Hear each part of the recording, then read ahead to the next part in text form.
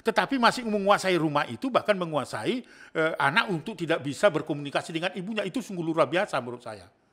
Hak asuh ada pada ibu, rumah ada pada milik ibu, lalu kemudian mereka sudah putus hubungan perkawinan mereka. Ini sangat luar biasa, dan menurut keterangan, ya, menurut informasi,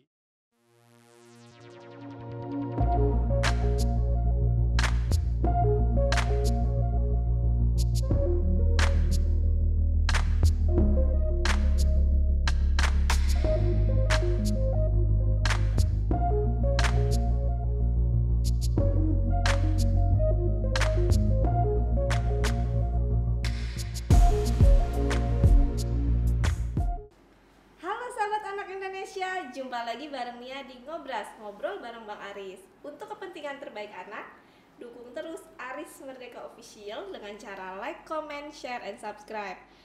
Ngobras kali ini kita bukan ganti set ya sahabat anak Indonesia, tapi lagi berada di perpustakaan dari kantor Komnas Perlindungan Anak, itu kantornya Bang Aris. Betul. Ya Bang ya, sekalian kenalan kantornya sekali sama sahabat anak Indonesia. Baik, bagi mahasiswa dan para pegiat perlindungan anak bisa datang, ini bisa dipakai sebagai literatur untuk satu skripsi kah, apakah yang untuk berkepentingan bagi data-data anak. Silakan, kita terbuka. Oke, Bang, kemarin dapat info nih, Abang dapat laporan lagi atau pengaduan dari salah satu masyarakat begitu, seorang ibu. Betul. Dugaannya mengalami KDRT dalam rumah tangga begitu. Mungkin Abang bisa jelasin kira-kira ibunya ini siapa, terus kemudian kasusnya apa, atau dia melaporkan spesifiknya apa, begitu kali ya Bang. Ya sebentar saya buka dulu ya. Boleh. Dan ini tetap taat pada prokes, tapi supaya vokal saya jelas, saya buka dulu ya. Mohon maaf para netizen. Ini ya betul, jadi begini, setelah ada perebutan anak atas keputusan Mahkamah Agung terhadap Sania Marwa, ya 2 bulan lalu saya kira semua netizen ingat itu, bahwa setelah putusan pengadilan bagaimana dia berjuang terus-menerus bahkan sampai putusan Mahkamah Agung bahwa hak asuh itu ada pada Sania Marwa, tetapi ketika bersama dengan para penegak hukum pengadilan negeri Cibinong dan dibantu atau didampingi oleh aparat penegak hukum untuk bertemu dengan anaknya agar anaknya ini sesuai dengan keputusan Mahkamah Agung diasuh oleh Ibu Sania Marwa. Nah, selang dua bulan saya kira rupanya ada seorang ibu bernama Bunga itu mungkin menonton tayangan itu, perjuangan Sania Marwa, bersama dengan ibunya datangi kantor Komnas Perlindungan Anak, memohon agar ikut bisa membantu untuk menyelesaikan atau katakanlah memberikan dampingan terhadap persoalan mereka. Nah, ternyata yang datang itu adalah adik iparnya dari Sania Marwa, adik dari suami dari Sania Marwa gitu ya. Nah, bercerita dan seterusnya minta pertolongan itu artinya ada kaitan dengan itu karena merasa bahwa kasusnya juga serupa, bahwa si Bunga ini juga nggak bisa ketemu dengan anaknya, ya, lalu kemudian tidak bebas untuk mengasuh, padahal putusan pengadilan itu hak asuhnya ada pada ibunya. Dan diputuskan hubungan perkawinan kalau nggak salah namanya atalita sah gitu, ya adik yang ke-6 Atila, sorry karena saya tidak hafal betul ya, Atila sah itu sudah putus hubungan perkawinan mereka tapi masih tinggal di rumah Ibu Bunga. Nah, gusarlah setelah mendengarkan atau menyaksikan peristiwa yang dialami oleh kakak iparnya, kan kakak ipar jadinya si Sania Marwa ya, karena abang dari suami si Bunga kan gitu. Bercerita banyak itu nih ya, lalu kemudian saya analisis, oh ini ternyata kasus hampir serupa.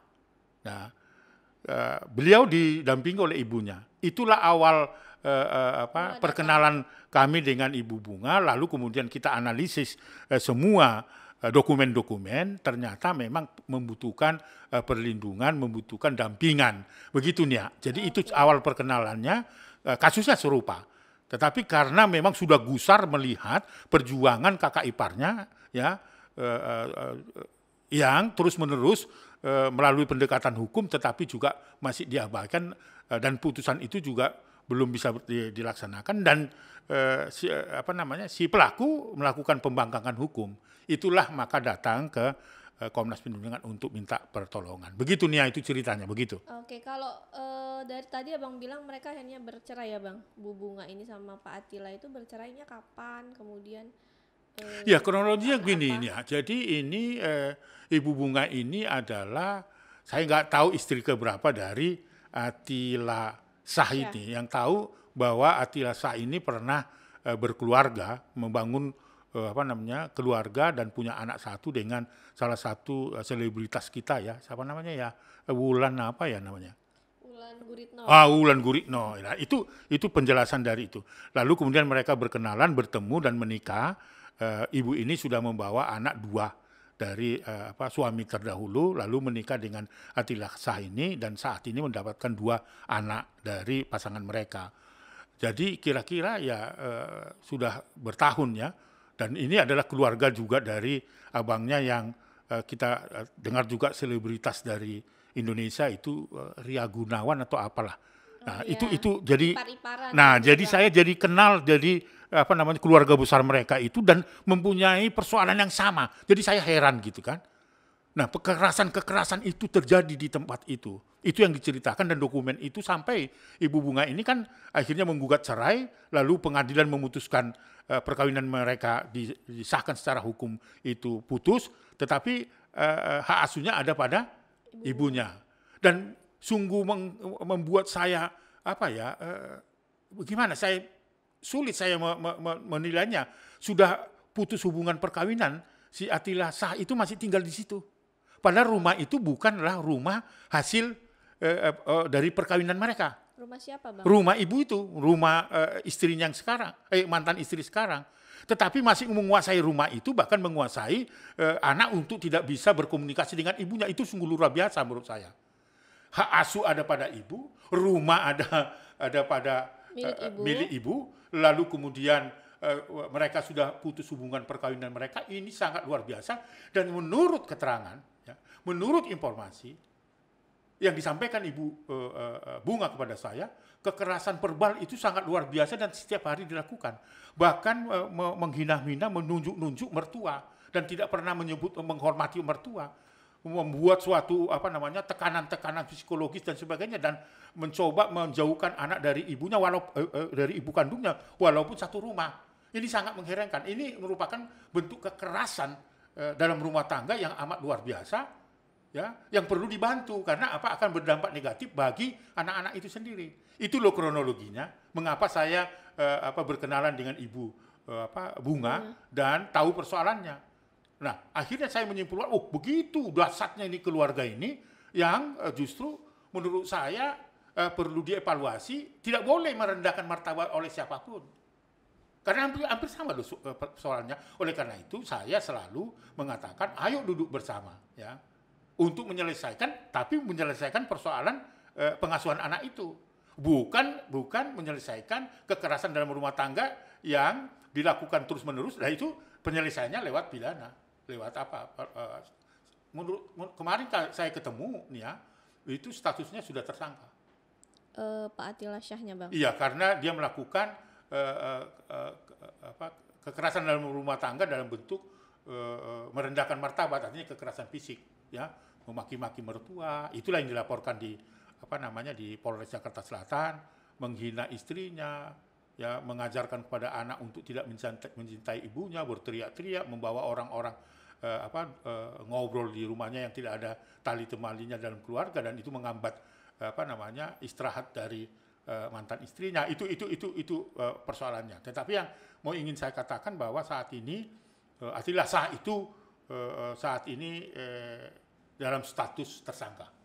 Oke, nah kalau dari beberapa media menyatakan kalau dari pengacara Attila Shah gitu, salah satu pengacaranya atas nama Bona kalau nggak salah Pak, itu akan meminta, ini kan urusan rumah tangga, perkara rumah tangga, terus apa nggak baiknya itu diselesaikan secara kekeluargaan dan secara internal keluarga, misalnya melakukan upaya mediasi dan lain-lain menurut pandangan Bang Aris. Bagaimana nih ya? Mereka itu sudah putus hubungan perkawinan. Oke. Tidak ada lagi. Yang adalah hubungan ayah dan anaknya. Kenapa setelah tersangka minta mediasi? Gak masuk akal. Kemarin saya mendengar setelah diperiksa oleh Polres Jakarta Selatan sebagai status tersangka pada malam hari menurut keterangan Ibu Bunga datang jam 2 malam dengan merusak kunci. Ini juga merupakan tidak pidana. Itu bukan rumahnya Attila Shah toh. Itu rumahnya Ibu Bunga. Lalu kemudian kalau ada tawaran untuk mediasi lagi, kenapa setelah terjadi tersangka? Dan juga tidak ada hubungannya juga kan. Ini loh. Nah oleh karena itu saya kira penegakan hukum harus jelas. Kalau statusnya sudah tersangka, teruskan aja. Gentleman dong. Kalau itu dianggap sebuah kebenaran, bahwa itu ecek-ecek, laporan itu, hadapi aja Polres Jakarta Selatan. Bagi Komnas Perlindungan Anak, mendorong proses hukum itu supaya berkeadilan kan gitu. Kasihan kan Ibu Bunga itu dan keluarganya, bahkan mantan ibu mertua dari Attila Shah itu.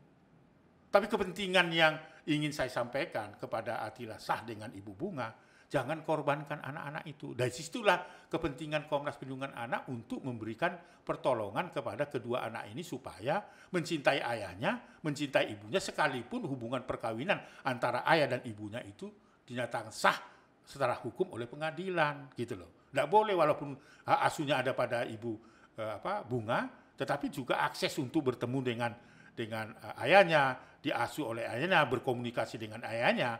Setelah ayahnya terjadi tersangka, itu saya kira harus dibuka akses itu.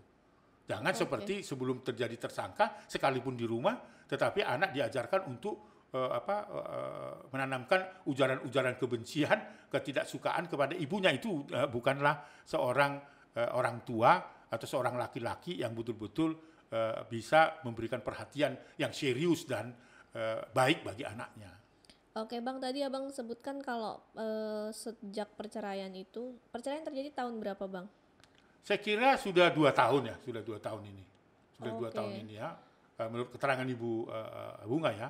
Nah itu kenapa, maksudnya gini, Pak Attila kan setelah bercerai masih tinggal satu rumah dengan Ibu Bunga gitu, dan bahkan itu menurut pengakuan Abang tadi itu rumahnya Ibu Bunga. Begitu faktanya.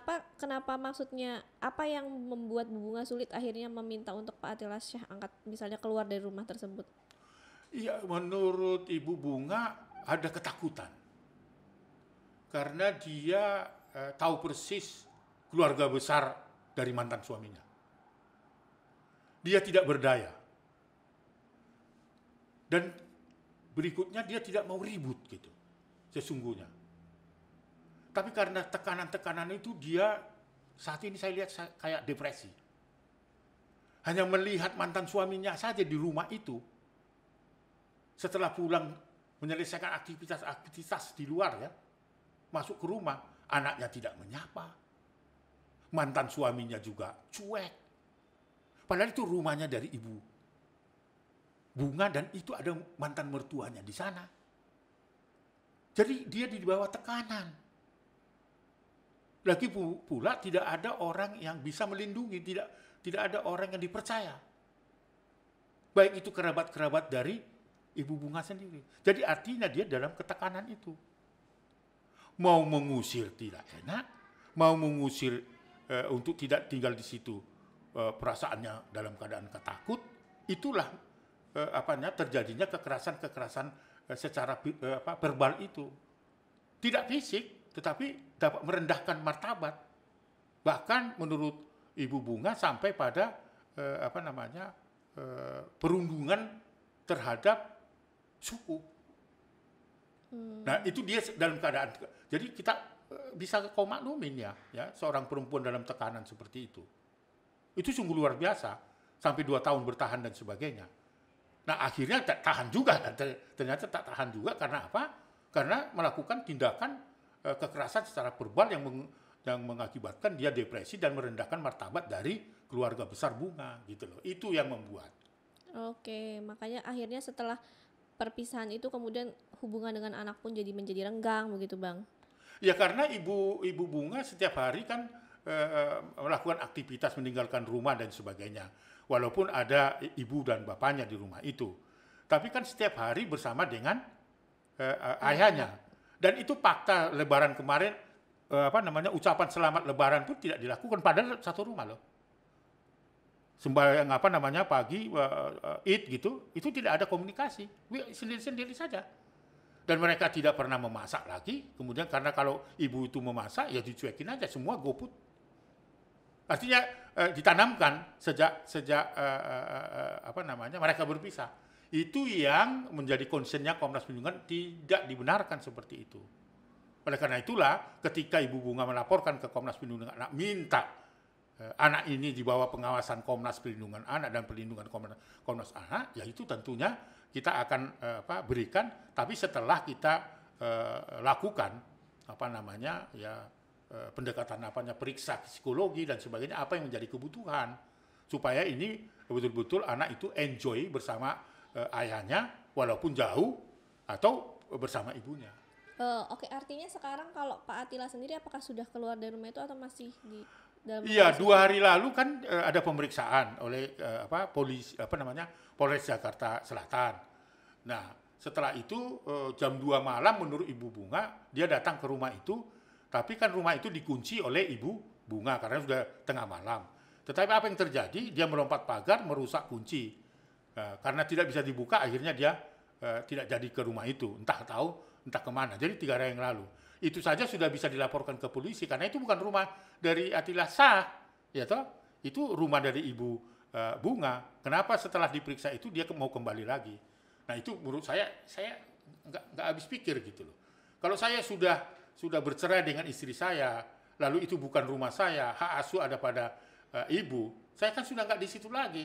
Bukan berarti dia tidak punya tidak boleh berkomunikasi dengan anaknya. Mantan istri yang ada, mantan anak tidak ada. Nah ini peristiwa yang sama seperti yang dirasakan oleh Sania Marwa. Hampir putusan Mahkamah Agung loh yang menyatakan hak asuh itu pada ibunya. Lalu ketika itu ingin bertemu di rumah mantan suaminya, siapa itu namanya kalau mantan suaminya si Sania itu? Atarik ya, ini Atalisa ya. Sorry. Atila, Bang. Atila. Nah itu juga sama perjuangan hukumnya. Jadi ya tanda petik kayak dilecehkan dan membangkang putusan-putusan pengadilan. Ini yang harus diluruskan. Nggak boleh keluarga seperti itu dan berdampak pada seorang ibu menderita dan anak-anaknya terpisah komunikasi dan dengan ibunya nih ya. Itu yang menjadi concern kita. Oke, berarti langkah Abang selanjutnya dengan Ibu Bunga kira-kira mau ngapain nih, Bang? Ya, saya kira kita ingin membantu dalam perspektif perlindungan anaknya ya. Dan tentu kalau ada kekerasan dalam rumah tangga, itu kan kalau itu berdampak pada anak-anak, maka anak itu menjadi urusannya Komnas. Nah, supaya anak itu bisa bertumbuh dengan baik, saya juga mengusulkan supaya hubungan anak dengan bapaknya sendiri sekalipun, ya dalam peristiwa ini menyakitkan Ibu Bunga, itu juga nggak boleh ditutup aksesnya. Ya, kalau nanti bisa ada penyelesaian pengaduan Ibu Bunga terhadap kasus kekerasan dalam rumah tangga yang saat ini posisi Atila Shah ini posisi sebagai tersangka. Nah, kalau misalnya nanti akan diputus oleh pengadilan, katakanlah dihukum ya, tentunya anak juga nggak boleh dipisahkan kepada bapaknya. Harapan saya tentunya dengan peristiwa kekerasan dalam rumah tangga dalam bentuk kekerasan verbal, itu pengadilan bisa menetapkan sesuai dengan perbuatan dari pelaku. Lalu kemudian tentu anak dari kedua pasangan suami istri ini dalam proses hukum nanti, bahwa Komnas akan memberikan pengawasan dan perlindungan bagi anak-anak ini supaya anak-anak itu bisa bertumbuh dan berkembang, tidak saling membenci, tidak membenci ayahnya, tidak membenci ibunya. Jadi itu prinsip-prinsip perspektif perlindungan anak. Jadi ke sini Ibu Bunga didampingi oleh lawyernya Pak Abu Bakar dan Ibu atau opung dari anak itu minta pertolongan kita agar kita diberi meminta kita untuk ikut membantulah agar anak-anak ini bertumbuh dengan baik tanpa mengalami kekerasan dan bentuk-bentuk pelanggaran hak anak lainnya. Bang, kalau Abang melihat kasus ini dalam satu keluarga kemudian punya masalah yang sama gitu Bang. Misalnya yang satu rebutan anak, yang satu juga perkara dalam rumah tangga, ini kan gak jauh-jauh. Menurut pandangan Abang, pelajaran apa sih yang bisa kita ambil dari kasus ini? Mungkin juga untuk pelajaran sahabat anak Indonesia di rumah. Ada banyak peristiwa yang sama. Bahkan sampai seorang ibu atau seorang ayah bisa bertemu anaknya dari perseteruan di rumah tangga itu pada posisi anak meninggal dunia. Masih ingat saya kira ya, kasus Keren Puru. Hampir 6 bulan terus-menerus berjuang untuk minta suaminya pada saat itu belum bercerai untuk dipertemukan dengan anak kandungnya satu-satunya. Begitu sulit, tetapi ketika bertemu meninggal dunia. Jangan seperti itu. Ada banyak kasus juga, ya masih ingat saya kira Erlita Dewi yang ada di Surabaya, di mana mereka terpisah, 4 anaknya. Ya. Pada saat terus berjuang ingin bertemu, ditutup akses oleh ayahnya. Namun ketika salah satu orang anak yang keempat sakit, baru diberitahu ketika ketemu anak itu sudah meninggal dunia. Jangan juga seperti pengalaman Sani Marwah. Sudah berjuang terus-menerus, akibat dari perceraian mereka, anak dikuasai oleh suaminya. Namun taat pada hukum sampai putusan pengadilan yang menyatakan akhirnya dengan perjuangan panjang itu bertahun-tahun, diputuskan hak asuhnya ada pada Ibu Sania Marwah. Tetapi pada saat ingin bertemu dengan anak sesuai dengan keputusan hukum, tidak boleh juga. Ini kan banyak peristiwa seperti itu. Jangan seperti itu. Dari peristiwa Ibu Bunga ini juga demikian. Ini sungguh luar biasa yang patut dievaluasi menurut saya. Ya, sebuah putusan-putusan hukum belum bisa dilaksanakan dengan baik dan masih terlanggar hak-hak dari kedua orang tua, apakah itu laki-laki dan perempuan gitu loh. Jadi peristiwa ini harus menjadi pelajaran. Ya, kasus Bunga ini bayangkan ya, sudah diputus oleh pengadilan, putus hubungan perkawinan mereka. Itu berarti tidak ada hubungannya lagi kan? Yang punya hubungan antara ayah dengan anaknya. Lalu kemudian ibu dengan anaknya. Itu pun oleh putusan pengadilan hak asuh ada pada ibunya. Lalu masih tinggal di rumah yang bukan rumah dari salah satu pihak. Seperti apa yang terjadi di pengalaman Ibu Bunga. Ini kan sesuatu yang ternyata proses hukum itu tidak menjamin menyelesaikan masalah. Yang penting menurut saya nih ya, adalah kesadaran bahwa fungsi keluarga itu untuk apa sih? Berkeluarga itu untuk apa sih? Untuk anak, untuk masa depan anak, untuk apa? Untuk hanya sekedar nikah, kawin saja? Oh nggak bisa nih, nggak bisa nih. Harus sungguh-sungguh rumah tangga itu harus menjadi rumah tangga yang harmonis dan terus beribadah, sehingga anak-anak itu terlindungi dan masa depannya baik. Karena masa depan keluarga itu adalah masa depan anak itu kan. Masa depan anak adalah masa depan keluarga dan sebaliknya, bahkan masa depan bangsa. Jadi itu pesan moral Komnas Perlindungan Anak, jangan korbankan anak-anak, jangan korbankan. Apalagi dengan peristiwa Bunga dan kawan-kawan lagi. Saya ingin evaluasi dari pengalaman ini, sebuah keluarga yang sungguh-sungguh mengabaikan hak-hak perempuan dan anak, itu tidak ada toleransi bagi Komnas Perlindungan Anak. Kecuali saya mau berhenti terhadap itu kalau dunia runtuh.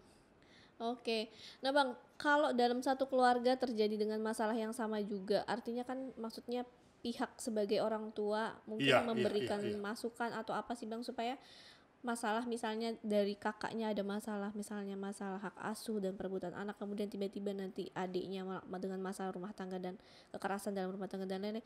Ini kita tuh sebagai orang tua sebenarnya sebaiknya ketika mungkin sahabat anak di luar sana juga ketika nanti anaknya menikah gitu memberi wejangan atau apa begitu Bang, supaya enggak karena anak lagi kan yang akhirnya menjadi korban dalam kasus seperti ini gitu, misalnya kayak kasus Bu Bunga, akhirnya anaknya betul ya, semakin jauh secara emosional dengan ibunya, kemudian mungkin juga secara sekolah mungkin juga terganggu karena konflik yang terus-menerus di dalam keluarga begitu.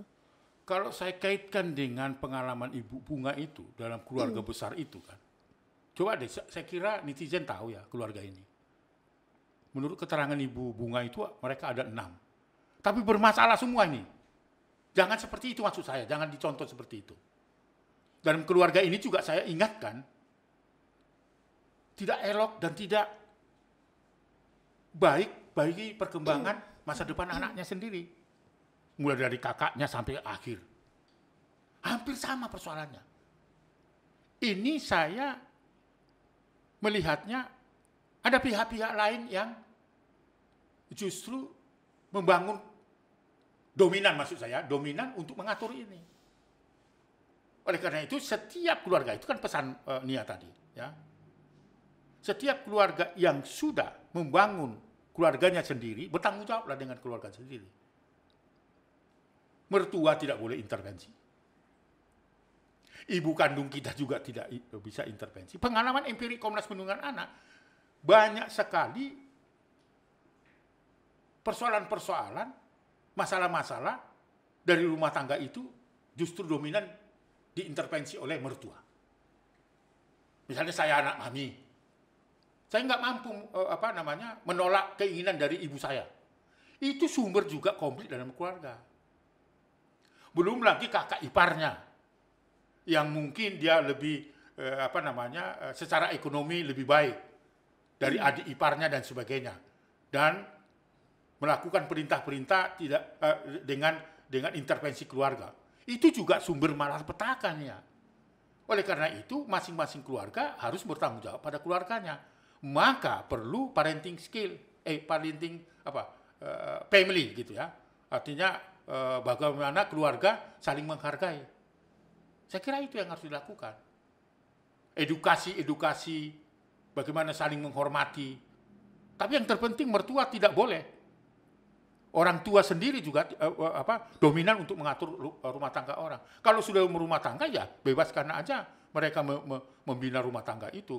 Nah orang tua, mertua mengarahkan. Kalau ada yang salah, ya itu diperbaiki dan sebagainya. Saya kira itu yang terjadi di keluarga Bunga ini. Coba semua netizen tahu kok. Mulai dari kakak iparnya sampai ke atas itu bagaimana itu.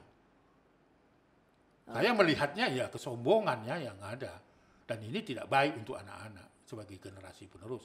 Bahkan jangan sampai melakukan umpatan-umpatan kepada salah satu suku, nggak boleh lah, ya nggak boleh. Saya ingatkan saja bahwa ibu atau mertua atau apa jangan intervensi pada keluarga. Ini loh jadinya nggak ada yang benar. Oke Bang. Itu Bang, penting ya. Kira-kira ada closing statement nggak yang terakhir untuk kasus ini? Bangunlah keluarga yang terus beribadah. Itu penting. Takut akan Tuhan. Kalau takut kita akan Tuhan, kita tidak melakukan praktek-praktek apa yang terjadi seperti yang dialami oleh Ibu Bunga. Itu kuncinya ya. Itu kuncinya yang terus saya tanamkan. Dan tentunya ketika kita takut pada Tuhan, maka rumah kita harus tetap terus beribadah. Ingatnya Tuhan terus. Mau gaplok, ingatnya Tuhan. Mau marahin istri, ingatnya Tuhan. Mau memarahi anak atau mertua, ingat Tuhan. Itulah rumah tangga yang disebut harmonis. Itulah yang disebut rumah tangga atau keluarga platinum. Di era digital sekarang. Itu pesan moral Komnas Perlindungan Anak dari kasusnya Ibu Ibu Bunga ini. Oke, Bang. Berhentilah melakukan merendahkan martabat perempuan. Berhentilah bersikap otoriter terhadap anak seolah-olah apa yang kita lakukan adalah itu yang benar. Oke, terima Itu kasih, Nia, Bang. itu Nia. Ada lagi Nia? Enggak. Wah, terus Tapi kita kita kalau tunggu mau bicara update. terus bisa. Udah gak boleh, Bang. Nggak boleh lagi ya. Dibatasin waktunya. Ada batas waktu ya. Oke Nia. Oke. Tapi kita tunggu terus nih update kasusnya ya, Bang.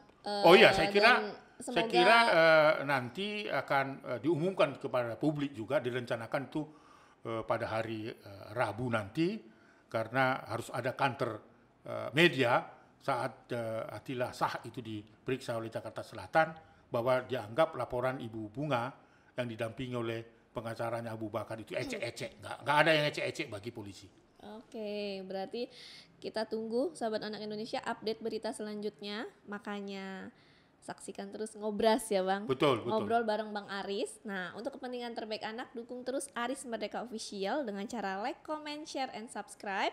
Salam anak Indonesia. Anak terlindungi, dipastikan Indonesia maju. Sampai jumpa.